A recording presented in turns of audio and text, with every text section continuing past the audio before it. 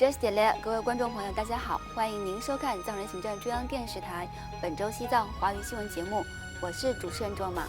本期的主要新闻有：达赖喇嘛尊者与各国青年领袖探讨慈悲理念；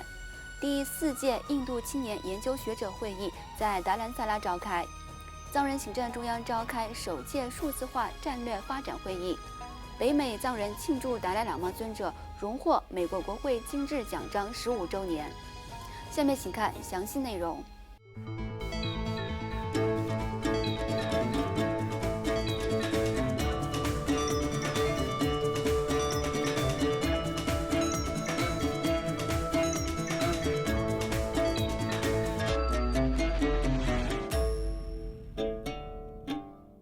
西藏精神领袖第14世达赖喇嘛尊者于本周二10月18号上午，在印北达兰萨拉的勤宫接见了15名来自世界不同地区倡导慈悲和道德领导力团体的青年领袖，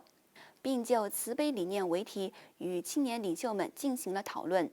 达赖喇嘛尊者在对话活动上强调了人类一体性、世俗主义和培养慈悲利他之心的重要性，并指出全球70亿人类必须共同生活在同一个星球，而年轻人在其中可以发挥非常重要的作用。为期2天的对话活动由全球知名的心理和精神学教授、达赖喇嘛尊者的好友理查德·戴维森先生、塔拉贝内特·戈尔曼和丹·戈尔曼共同组织。此外，藏人行政中央外交与新闻部下属的西藏政策研究中心于本周一10月17号在达兰萨拉的萨拉高等藏语学院举办了为期3天的第4届印度青年研究学者会议。来自印度各地的年轻研究学者在主题为西藏和喜马拉雅为题的会议上，展示他们在西藏和喜马拉雅地区的学术成果。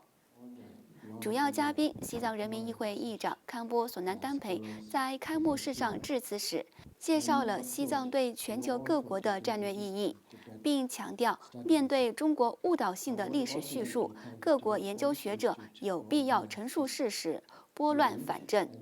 西京大学前副校长丹卡巴尔多尔苏巴教授则着重强调了年轻一代藏人学者需要加强对西藏的历史和自由事业的叙述。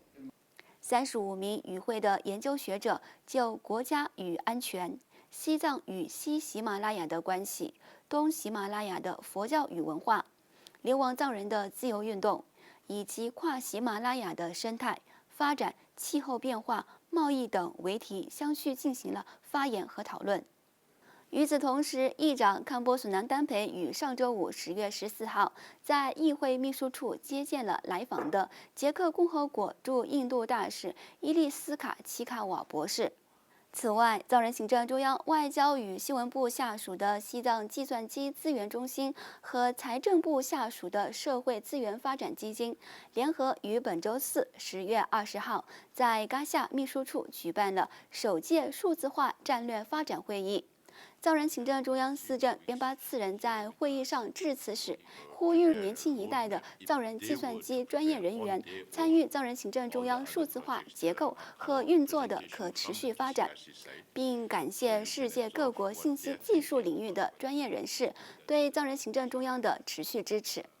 与会的专业人士在为期2天的会议上，详细讨论了藏人行政中央信息技术等的基础设施、信息技术政策及指导方针，以及藏人行政中央各部门实施的电子政务系统等议题。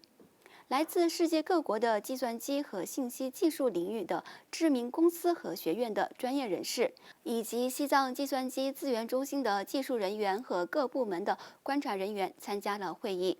与此同时，司政边巴次仁在本周3 10月19号在嘎夏秘书处接见了正在对藏人行政中央进行考察的德里新闻学院的一批学生。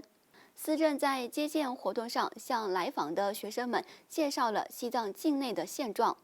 印藏关系的开端、佛教在西藏的传播，以及当前西藏的气候危机对共享西藏河流下游国家的影响等关键议题。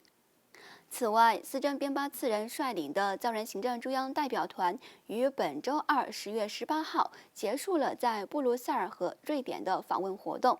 由司政边巴次仁、外交与新闻部部长诺增庄马和西藏人民议会议员组成的代表团，于上周四10月13号在布鲁塞尔出席了脑脉基金会举办的欢迎午宴，并在布鲁塞尔会见了欧盟支持西藏小组的成员、欧洲议会主席、欧洲议会负责人权和民族事务的官员，以及其他人权组织和自由团体的代表进行了会谈。外交与新闻部部长诺增庄马女士和代表团成员还接受了布鲁塞尔自由时报等相关媒体的采访。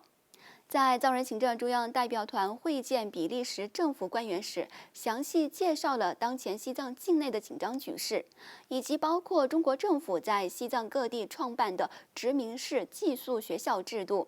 大规模的精英采集运动和滥用清零政策镇压藏人等问题。在瑞典首都斯德哥尔摩，司政边巴次仁会见了瑞典国会议员、政府官员、智囊团体的代表、媒体记者、国际发展组织、该国藏人和支持西藏人士，呼吁瑞典和欧盟在解决西藏问题方面加强合作。请继续收看本期节目的最后一则消息。流亡美国各地的藏人于本周通过拜访国会议员，庆祝达赖喇嘛尊者荣获美国国会金质奖章15周年，和在其他庆典活动上组织有关西藏展区等活动，积极宣传了西藏的传统文化、宗教和西藏的自由事业。在西藏精神领袖达赖喇嘛尊者荣获美国国会金质奖章15周年纪念日当天，美国佛蒙特州、印第安纳州、肯塔基州、俄亥俄州、首都地区、华盛顿州和明尼苏达州的藏人协会，以及加拿大安大略省藏人协会、北加利福尼亚州和芝加哥的藏人协会于本周一举办了隆重的庆祝活动。与此同时，西藏人民议会北美区议员顿珠次仁和马萨诸塞州藏人协会主席次仁顿珠及工作人员于上周三10月12号礼节性地拜访了美国国会议员吉姆·麦戈文，并感谢他长期以来通过各种方式加强和推动西藏的自由事业。此外，多名居住在印第安纳州的藏人和志愿者于上周四10月13号开始，在印第安纳州举办的印第安纳波利斯国际艺术节上，向当地民众介绍了西藏丰富的传统文化和自由事业。在艺术节设立的西藏展区中，与会藏人和志愿者展示了西藏的佛像、唐卡、祈祷轮、藏文经书等西藏传统的艺术和工艺品。为了介绍西藏自由斗争的历史，西藏展区还展示了西藏国旗、西藏文化地图、西藏独立时期的货币和邮票，以及关于西藏政治地位的彩色画册。观众朋友，以上就是本期节目的全部内容。欲了解更多有关西藏境内外的讯息，请登录屏幕下方的网址。感谢您的收看，我们下期节目再会。